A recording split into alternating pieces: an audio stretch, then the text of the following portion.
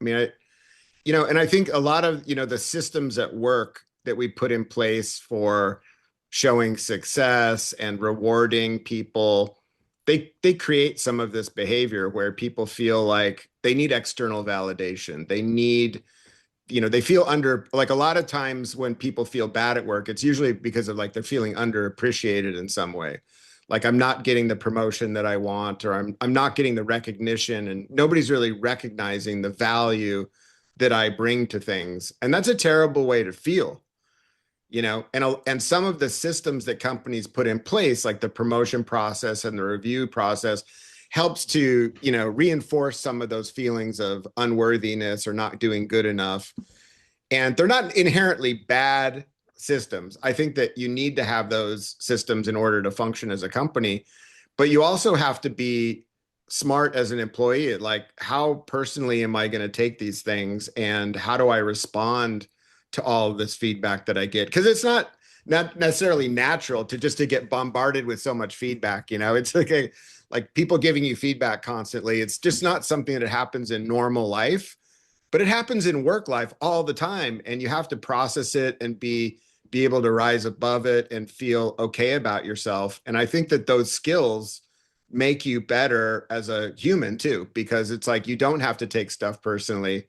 You don't have to compete against Joanna and Fred, who are doing better than you and just got promoted and you didn't.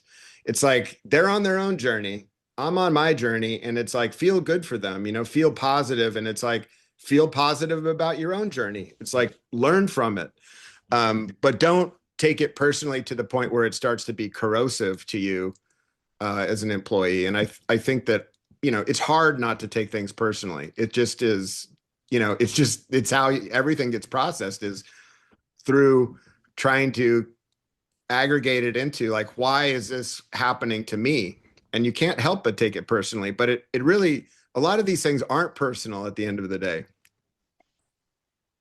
Have our systems shifted? Because now I've been out of workforce for a decade and I speak to a lot of leaders, so I get a sense of what's happening inside, but you're inside as well. Have the system shifted to kind of accommodate that human element that, people are getting a lot of feedback in a compressed amount of time at work? At home, I mean, just imagine their spouse coming up and say, I have 3 pieces of feedback for you today. Yeah, yeah. How will that work out? Well, sometimes that happens. Yeah, and you know how that works out. Um, yeah, I mean, I think that companies are trying, it's like a pendulum in some ways.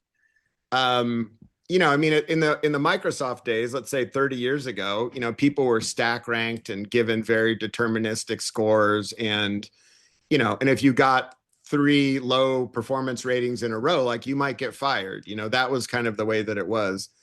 Um, and I think that, companies kind of have swung, like the pendulum swung the other way a little bit, where it started to get much more complex. Like for example, at Amazon, when I was there, at one point in time, and I don't know if this is still true, but instead of like having 3 ratings, Mhm. they kind of had what was a almost a 27 box rating. So it was kind of like I Wow. forget what it was. It was like it was multi-dimensional, and it was so many different boxes that you could be in. And a lot of companies have what they call a 9 box.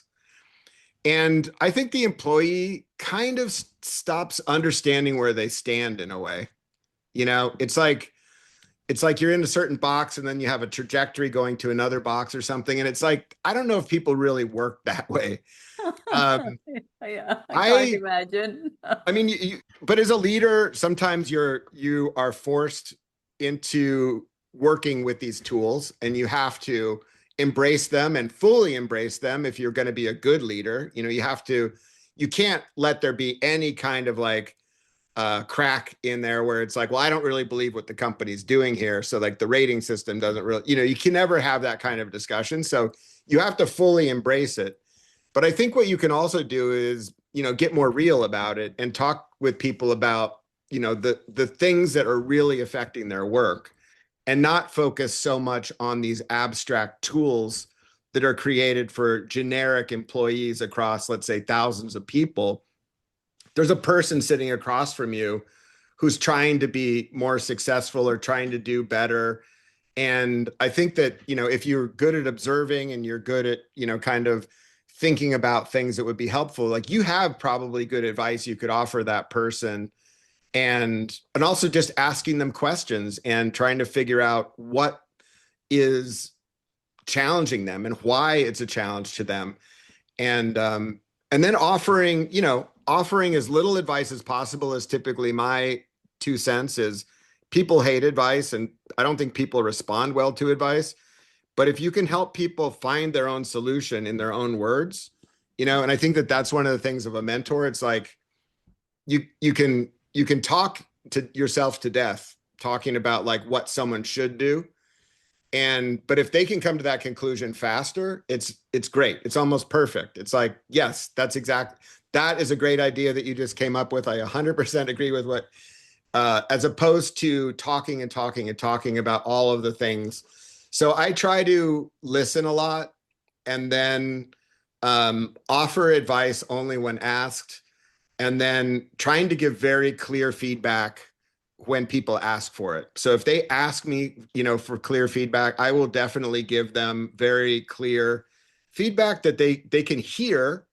Because if like one thing that they used to do at Amazon is they used to call it a gap analysis. So you Hmm. could imagine like sitting through a gap analysis and how painful that would be about here, you're a level X and you want to be a level X plus one, and here's the gaps. And we're going to talk to you about them in this abstract thing called leadership principles. And so you need to have more backbone. You need to have more backbone. And that means you need to stick up for your ideas more in meetings, and you start going through this abstract thing. So the leadership principles are abstract. The rating system is abstract. And then you're kind of like, telling this person this strange story based on these different mythological artifacts, where it's like, that might not even be really the problem. It's like, let's talk to the person as a human and help them think about this differently so they can be successful, and, try to get away from like all these abstract artifacts. But I do think that they're useful, but I also think they get in the way sometimes. Yeah, that makes sense. And I was browsing your website and your LinkedIn before this interview, and I came across this one sentence or one feedback. One of your colleagues said you are the Ethan Hunt of engineering leaders. The the Tom Cruise in Mission Impossible. So he, you have human-centered approach to leadership. The all the things you've been talking about is, the basic human-centric approach. You have all these tools and the system, and in the end, it matters is the human behind these tools and the systems. The Absolutely. Thank you conversation, for summarizing that in a way better way than I just did. Yeah, that is absolutely how I think about it. the Yep. conversations you're having and how you're listening. But you also are Tom Cruise in Mission Impossible, which means that you go and fulfill engineering missions. Is that a delicate balance? Are there challenges in that? Or you think that there is this absolute synergy with doing these very, you know, impossible missions with human-centric leadership?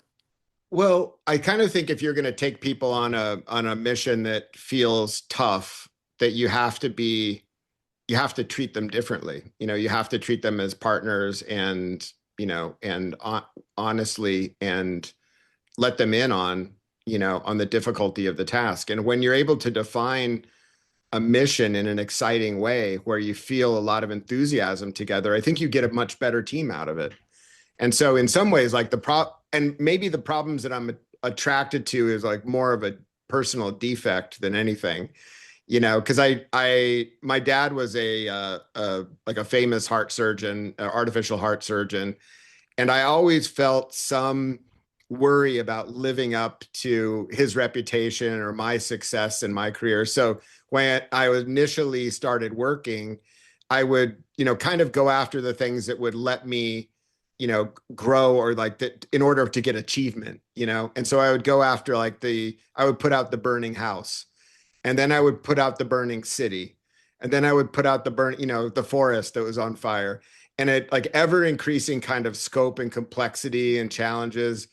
And, for a long time, that was really fulfilling because I felt like, okay, I'm growing in scope and like people are appreciating me. Um, and then I started being less interested in that external validation because I realized it was kind of destructive. I was like reliving some of my own relationship with my dad through my work. I was like, if I can't like get my, if I can't get my parent to recognize like my great achievements, I'm going to get my work to recognize my great achievements. And I think that that was a breakthrough in a lot of ways. Like it really was like a family of origin thing where I was more worried about getting external validation than really thinking about how I could be good to myself or a good, a good human. And I think that when I made that, started making that click, it became more about how do I build great, capable teams that can take on interesting challenges? And it was like the same problem in a way. It's the same level of challenge and it's the same kind of excitement about doing something that's breakthrough with a bunch of folks that you need to bring with you and get excited. But it wasn't as much about getting the recognition anymore. It was more about feeling good about what I had done personally and what the team was able to do. And that was a huge pivot for me that made me feel much more relaxed in my job. And I didn't have to prove myself anymore. I didn't have to, show people what I was worth. I was about um, feeling good and trying to make teams that were really, really capable that could take on really hard things with me and feel good about the outcomes we were able to achieve. So to me, I mean, it's like it's a story of like a family thing that turned into like a work ethic. And but there was some like destructive parts of it which were more about like wanting to be recognized all the time and wanting to keep on seeing promotions and things like at Microsoft. I was promoted like 7 times in 10 years. It was I'm surprised by that. But it was also it took its toll because I didn't really need to be driving that hard and have that level of ambition. um, I think that I could have been as successful if I would have learned this lesson earlier in my career of like, it's about building capability around you and still taking on big challenges, but you don't need to exude that much anxiety around you either. You can do it by being calm and having a plan. And so like I try to do that a lot more is just being more human and grounded today. So hopefully that makes sense. It does. And thanks for sharing that, Pat. And that's very vulnerable, sharing your own story, but in a way, it's also inspiring. And I feel that that's one reason that people come along because we want to see that humanness in the leaders, that they have had their struggles, they have had their growths, they have had their journey, and it doesn't seem the way it looks like from outside. And there has been growth and awareness and initial challenges and relearnings and resets,